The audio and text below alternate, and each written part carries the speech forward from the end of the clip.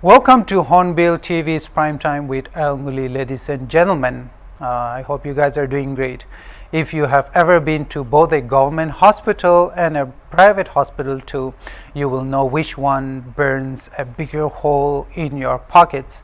Remember that Burgai who was charged 1.8 crore by a hospital in 2021 in India. So the Indian news media is full of stories like those. Of course, private health institutions have better facilities and infrastructure, but the general rule of low-cost health services is primarily on the element of treatment.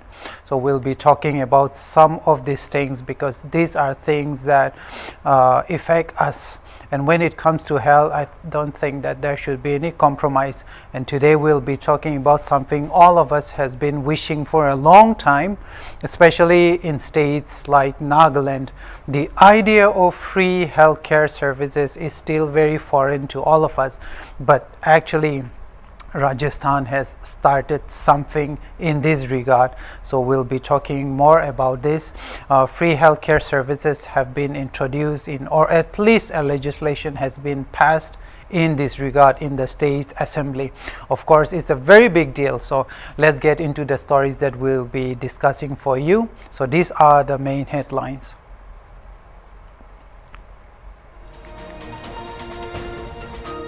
Rajasthan has become the first state in the country to pass in the assembly the right to health bill, which gives every resident of the state the right to avail free outpatient treatment, also OPD services and inpatient treatment or IBD services at all public health facilities.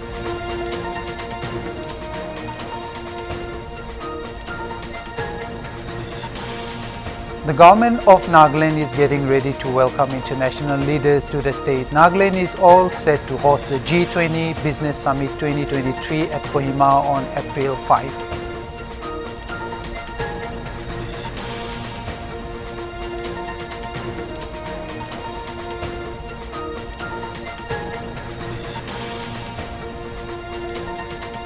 The license of Marion Biotech, the company that is linked with the death of 18 children in Uzbekistan, the previous December has been cancelled by the UP Drug Controlling Licensing Authority.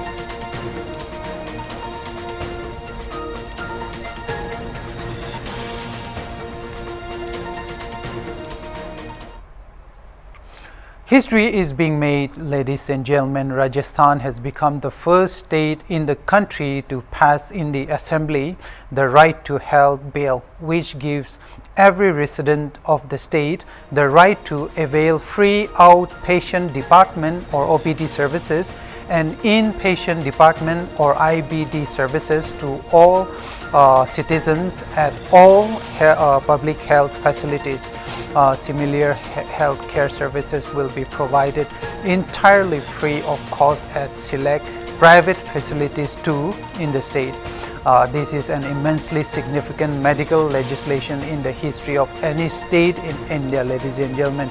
According to the Right to Health Bill, free health care services including consultation, drugs, diagnostics, emergency transport, procedures and emergency care will be provided at all public health institutions, meaning they are the government institutions that have been mandated to give health services, not necessarily consultations alone, that will be serving these services.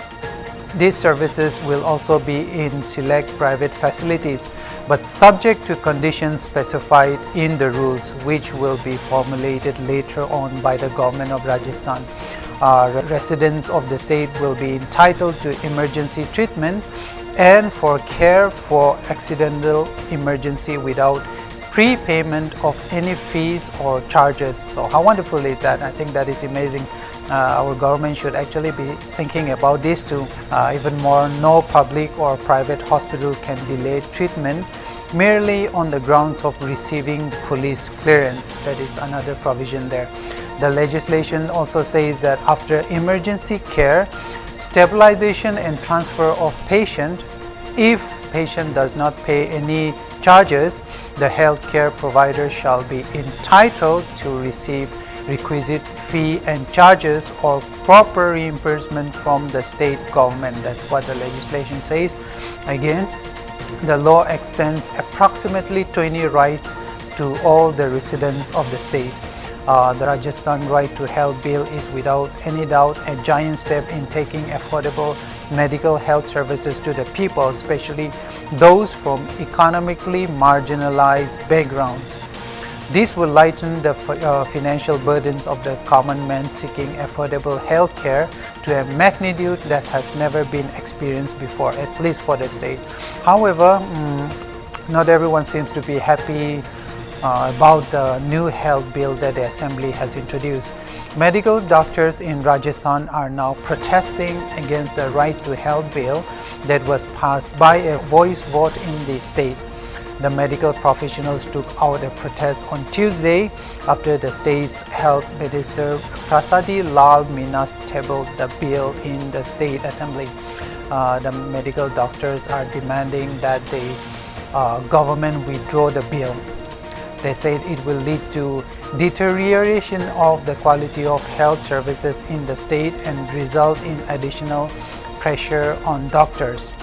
The Rajasthan government had earlier said that the bill was meant to bring expensive medical treatments within the reach of economically weaker sections. And of course, the economically weaker sections in India are the biggest population.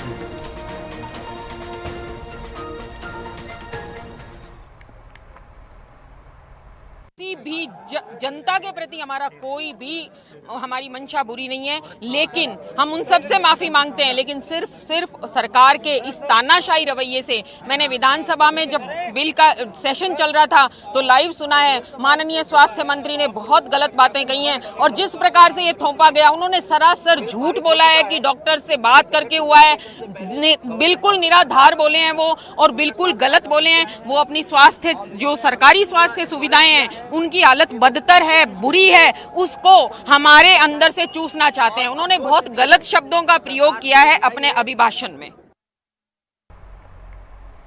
Let's take a look at why people from economically marginalized and low income categories are generally sicker than people who are from the higher middle class and more affluent sections.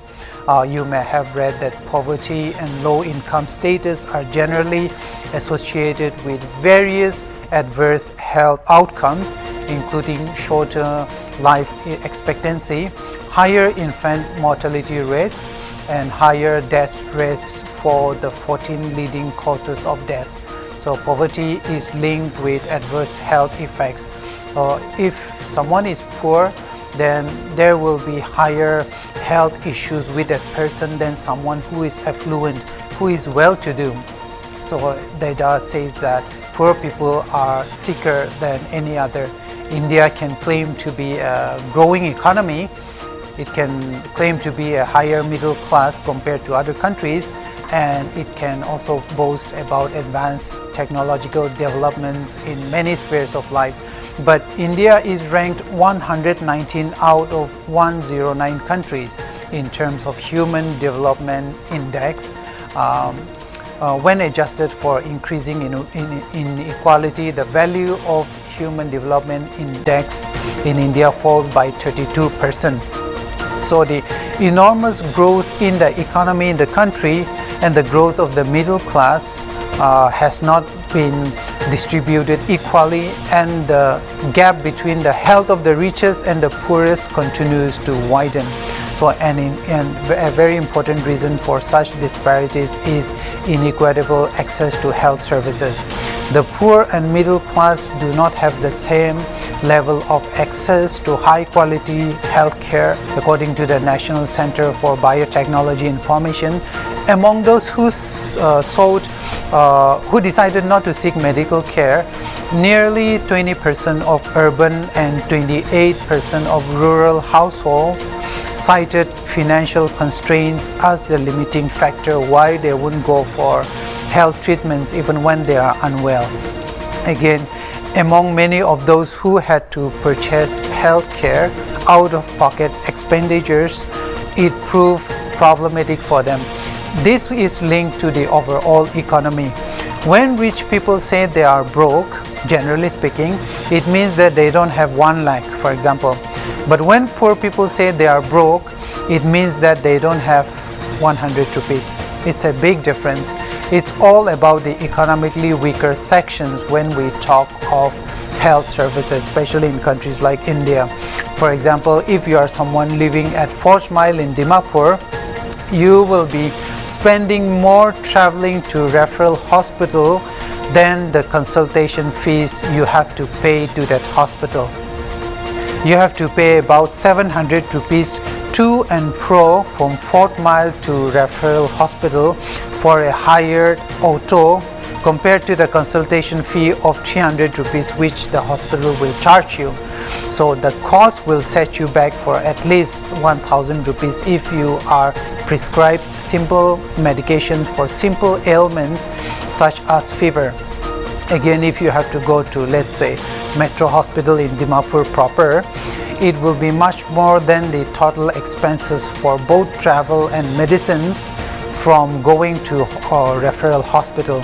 So for example, your option to at least reduce the cost is to go down to Dimapur Civil Hospital, where you might offset the total expenses by maybe a few thousand rupees. In Nagaland, the cost of hiring an auto for a 3-kilometer, 20-minute ride on good roads is more than the 12-hour wage of a government skilled class 1 employee, which is 235 rupees. So you can just imagine, we pay more for the travels, we pay more for public services than we do for food or health services. So that is the state that we currently are in. According to the NCBI again, people going to public or government healthcare centers generally receive services that are of poor quality than private centers.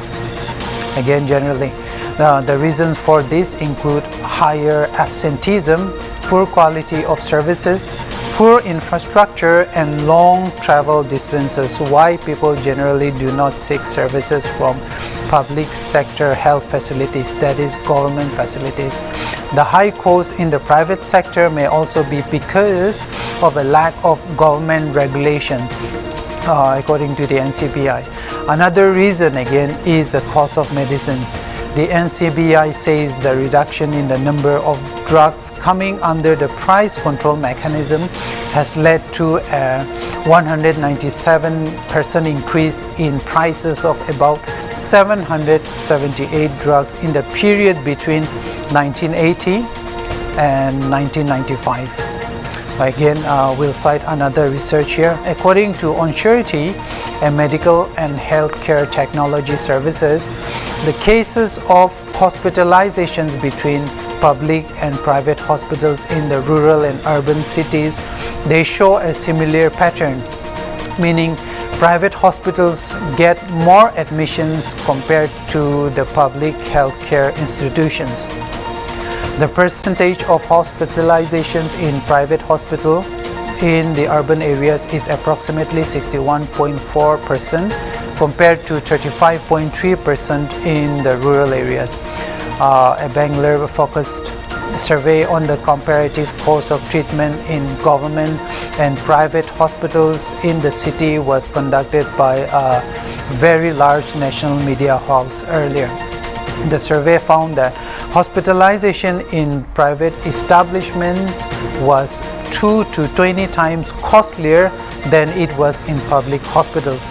It found that a day's stay in the ICU in a public hospital cost 1,500 rupees, while the same facility and stay in a private hospital came to bills amounting to at least 30,000 rupees. That's a very big difference there. Another finding of that study was that the cost of medical procedures also varied between the private and the public healthcare providers. For example, an open heart surgery in a private hospital costs somewhere around 2.8 lakh rupees, while in a public hospital, that is government hospital, it was about 95,000 rupees only. So out of all the medical procedures, they found cancer treatments to be the most dissimilar cancer treatments. In a private hospital, the treatment for it cost 93,305 rupees on an average. But in government hospitals, the cost was approximately only about 22,520 rupees. Aside from the medical treatments and the bed costs, other elements such as diagnostic tests, doctors' fees, packaged components and medicines, etc., were all disproportionately divided between public and private hospitals.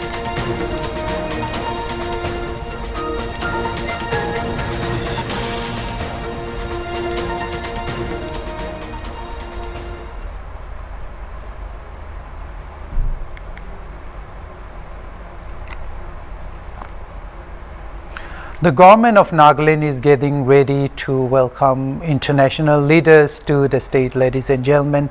Nagaland is all set to host the G20 Business Summit 2023 at Kohima on April 5th. The Nagaland Chief Secretary J. Alam said preparations are on the way to welcome the G20 delegates. By the reports that we have received here today, about 110 delegates are expected to attend the event.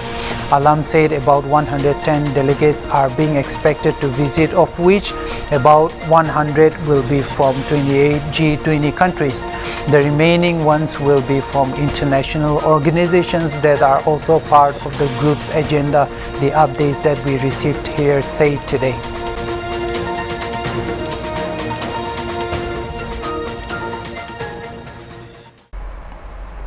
The license of Marion Biotech, the company that has been linked with the death of 18 children in Uzbekistan, the previous December, has been cancelled by the UP Drug Controlling Licensing Authority on Wednesday. I think you might have come across this report earlier. The report of the cancellation has been sent to the Health Ministry.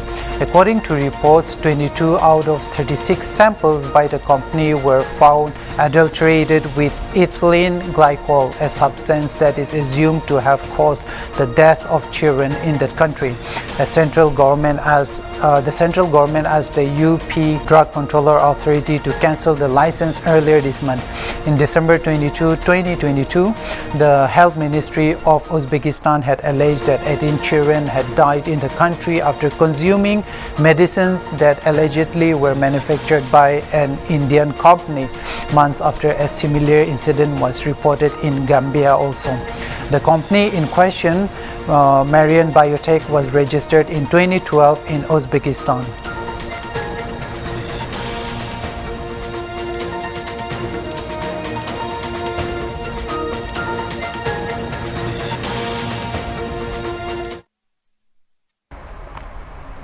Those were the stories for today, ladies and gentlemen. Keep supporting us. We'll be bringing you more news and we will be exploring them together as and when they come. Keep watching Hornbill TV. I'm Ngullie. See you next time.